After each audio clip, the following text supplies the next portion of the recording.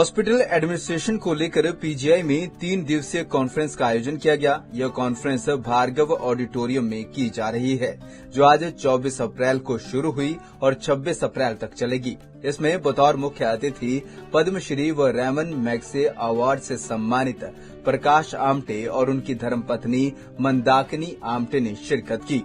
इस दौरान इस कॉन्फ्रेंस में पूर्व medical superintendent Anil Gupta, medical superintendent professor Vipin Kaushal भी मौजूद रहे। हॉस्पिटल एडमिनिस्ट्रेशन कॉन्फ्रेंस के बारे में बोलते हुए एमएस प्रोफेसर विपिन कौशल ने बताया कि इस 3 दिवसीय कॉन्फ्रेंस में 90 डेलीगेट्स शामिल होंगे। तीनों दिन अलग अलग एडमिनिस्ट्रेशन की चीजों पर डिस्कस किया जाएगा। साथ ही साथ उन्होंने यह भी स्पष्ट किया कि पीजीआई में भी समय समय पर बदलाव किया जाता है और आने वाले दिनों में और भी सिस्टम ऑनलाइन किया जाएगा ताकि लोगों को सुविधा हो। ये बहुत अच्छा हॉस्पिटल एडमिनिस्ट्रेशन पीजीआई की तरफ से कदम लिया गया था।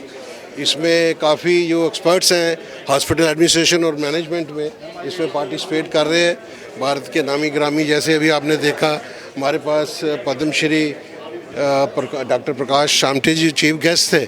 बहुत सिंप्लिसिटी से उन्होंने इतना कुछ मैनेज कर रहे हैं। इतने डिफ़िकल्ट एरिया में हॉस्पिटल भी चला रहे हैं, स्कूल भी चला रहे हैं, वाइल्ड लाइफ सेंचुरी। तो इंसान कुछ करना चाहे तो वो कर सकता है। इसकी सीख जो हॉस्पिटल एडमिनिस्ट्रेटर्स को दी है, तो और जो आगे 3 दिन का साइंटिफिक प्रोग्राम है, तो उसमें हमने बहुत अच्छे टॉपिक चुने हुए हैं, जिसमें डे टू डे मैनेजमेंट है, लीडरशिप है, फाइनेंस मैनेजमेंट है, पेशेंट सेफ्टी पे है।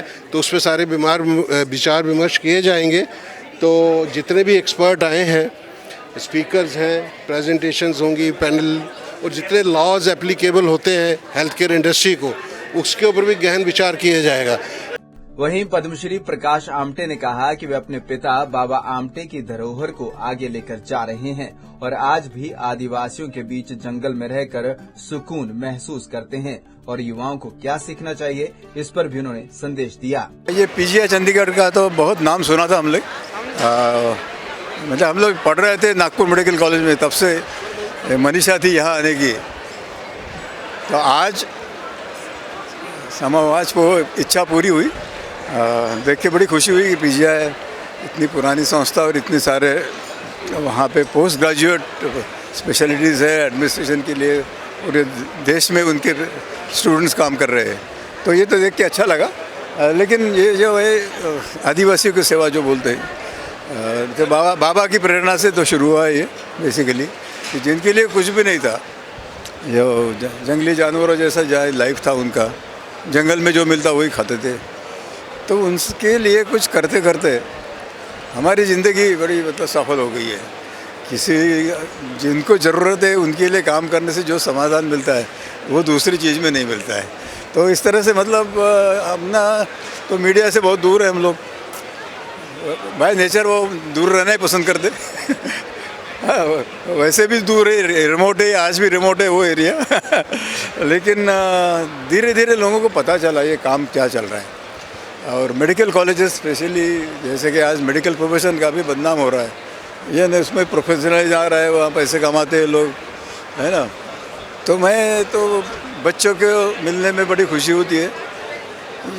जो रिस्पेक्ट था एक ज़माने में मेडिकल डॉक्टर के लिए, तो उसको वापस लाना आपके हाथ में है। मैं आपकी वीडियो देख रहा था, हाँ, जानवरों के साथ भी इंसानों जैसा बर्ताव कर रहे हैं, जानवर बिल्कुल आपके आसपास।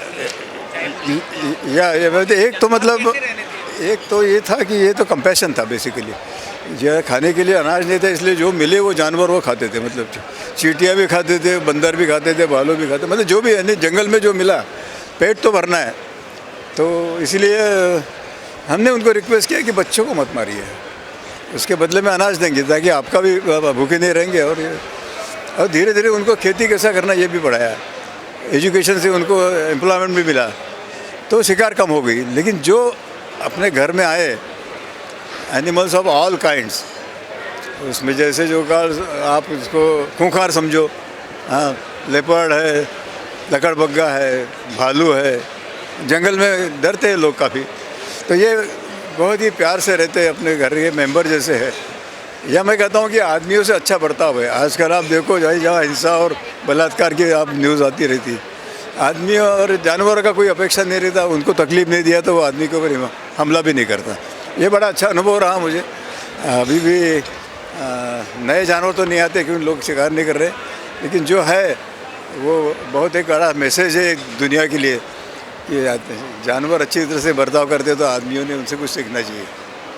आज की घड़ी में युवाओं के लिए कोई संदेश आप देना चाहेंगे? या ये तो दो चीज़ें मैं हरदम कहता हूँ, बहुत सारे नेचुरल डिजास्टर्स हो रहे हैं, है ना। आप वो क्लाउड बस्ट देखिए, आप क्लाउड बस्ट तो परसों कश्मीर में हुआ, लेकिन ये बहुत बार ये शब्द सुनने में आता है, इधर भी हुआ उधर भी हुआ। तो ये तो नेचर का जो इम्बैलेंस हुआ है उसकी वजह से हुआ है। तो युवाओं के लिए ये है कि आप जंगल को बढ़ाओ, उनका डिमांड करो, उसके सिवा तो कोई चारा नहीं है। गर्मी, जल और जंगल, गर्मी बढ़ रही है, आप देखिए। तो ये तो एक मैसेज है। दूसरा एक है कि अपनी नीड्स कम करो।